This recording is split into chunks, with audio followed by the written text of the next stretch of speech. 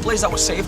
He couldn't go back to his office because that building had been bombed by the British Air Force, bombed to the ground in 1943. And the only place that was left and that was safe was this bunker down here. From that bunker, he tried to organize the defense of Berlin from the Red Army. He couldn't, he lost the war, and down in that bunker, he killed himself. The bunker was leveled out in 1970. Ever since, the place has been unacceptable. As you look at this plaque here, you can see a map of the bunker, 35 rooms, highly decorated, a map of this area during the 30s and 40s, and then you have information about the bunker, some pictures. The information itself in the World Cup at the time. So there were a couple of historians that, since a lot of people were coming to Berlin, they wanted them to be informed about this place. They crafted this plaque, they put it here. Historians, right where I am right now, where you are, you had a lot of journalists taking pictures for newspapers, and right next to the historians was a very old 97-year-old man with a cane, and he just waving and smiling at the press. So eventually the journalist asked him, so who's that guy? What is he doing here? Well, it turns out he was the last survivor from that bunker. The only eyewitness that was left, and that means, yeah, he was a Nazi. He was a member of the SS.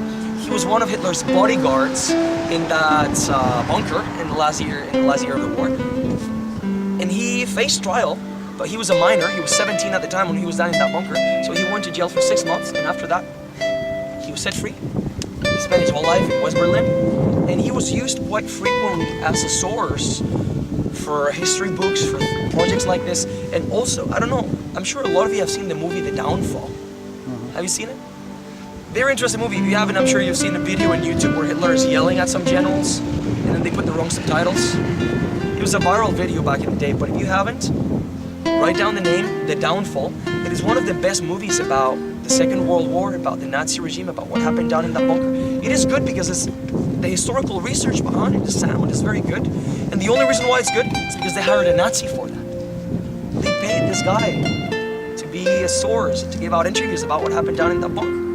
You see the controversy there, and that means when he was here waving at the press and smiling, next day, that picture was in the newspapers, and a lot of local newspapers in Berlin were opening off the cover with that picture and with a headline that said, "What happened to the Nazis?" And that's a fair question to ask, because it hasn't been asked much in this country. And when you ask what happened to the Nazis, I mean, it is a difficult question, because first of all, people and a clockmaker from the German countryside. Doesn't sound very dangerous, does it? But you'd be surprised, because when the Nazis took over, he was actually a member of the Communist Party, but he was not arrested because he was a very low rank. So he just kept a low profile for years, just working as a carpenter in the countryside. Public enlightenment and propaganda, which on itself was an act of propaganda at that name, so imagine see the irony. Now from here, as you look at this building, I think you're going to notice on the first floor, 3 windows to the left, you're going to see that they're sealed, those windows. They aren't even windows, they are sealed with stone. And those were the windows of Joseph Goebbels' office, the office of the Minister of Propaganda.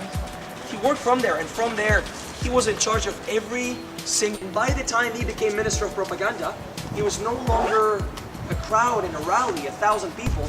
It was now the whole country that was his audience. The whole country, and from that office there, he was in charge of the press, the school system, radio, cinema.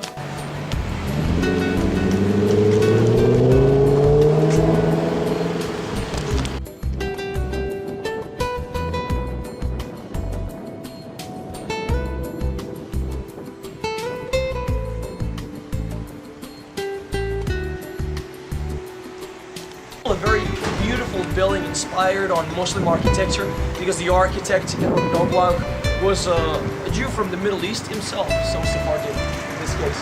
And he built that there in 1866, and at the time he built it, it was the biggest synagogue in Germany, and it was also the first example of liberal Judaism.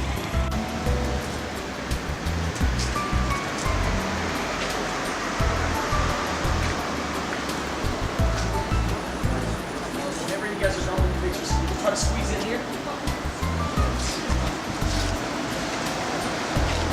We have quite a different perspective from born Jews from Germany and Austria. So they put together trains with 12,000 Polish-born Jews. They brought them back to the German.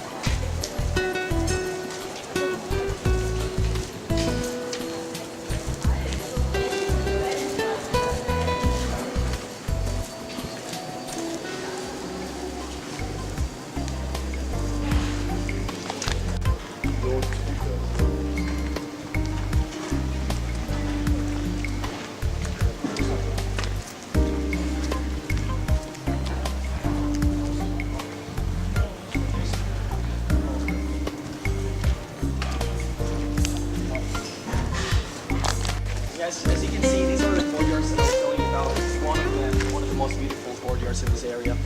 Initially, they were just built to store the hay in the 17th century or so. But from the 19th century onwards, it was mostly working class Jewish families that were living in this area. And these were the common courtyards. They lived in those low-story buildings that you see around the courtyard. And in here, I forward to see how it changed the normality of this kind of places. But in 1933, you would see these families also getting together in this kind of spaces to talk.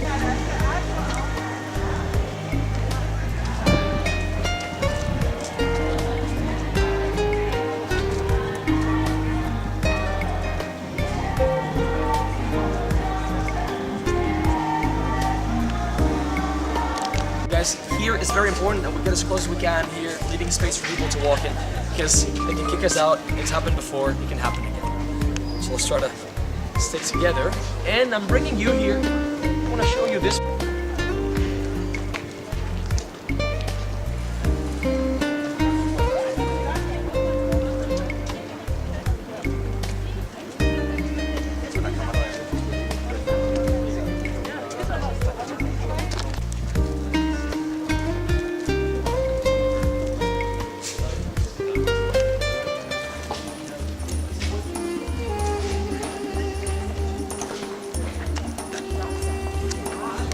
You had the Red Army coming from the north and from the east.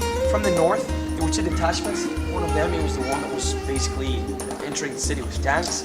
And that one went to the Reich, the German parliament, which is where we started the tour. But the tanks couldn't make it through this area.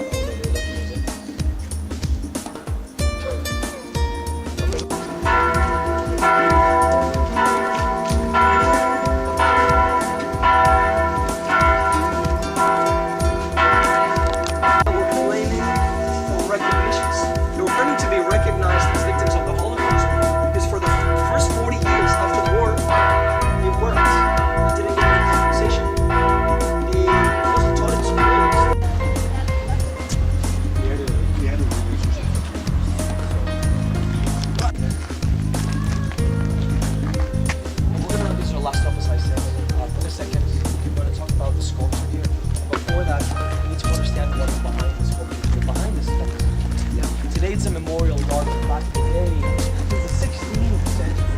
It was the oldest Jewish cemetery here. It was the first one. It is where they buried the were deported to Auschwitz, straight to Auschwitz. And that is the reason why you see this sculpture. This sculpture is marking the place we had this connection with the country. And it's quite important to see sculptures like this in the city, because you tend to see them have very